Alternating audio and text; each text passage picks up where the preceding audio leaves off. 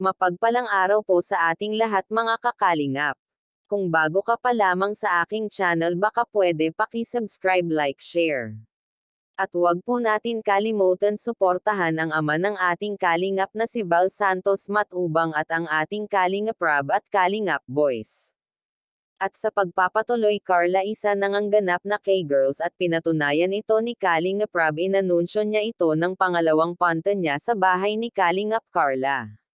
Nagpapasalamat nga po si Carla sa Kalingap team at kay Dr. Love dahil si Dr. Love umano ang nagbigay giya patungo kay Koy Arab para mapantahan siya nito at para ma-interview, kaya nanay ni Carla labis ang pasasalamat kay Kalingap Rob kahit na di pa ito humaharap sa kamera.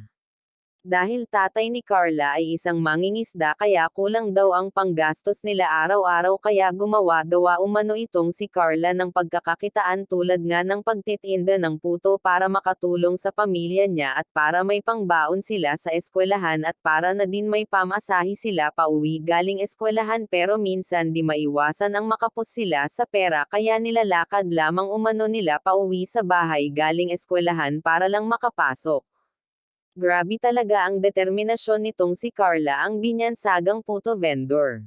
Napaka-talented nito, at nilang, with honor daw ito sa eskwelahan nila.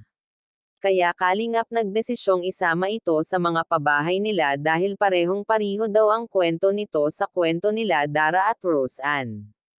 Ang pinagkaiba lang nito kay Dara, ay buo pa siya sa pamilya.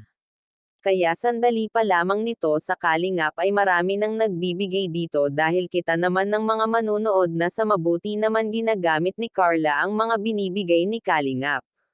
Galing sa mga manunood, at galing sa mga sulat nitong supporter, sana po wag kayo magsawang sumuporta sa Kalingap Rob para marami pang mga mahihirap na nangangailangan ang matulungan ni Kalingap Rob, at sa mga sponsor po ng Kalingap Rob, maraming salamat po sa inyong lahat. At hanggang dito na lamang po ang aking video. Salamat po sa panonood.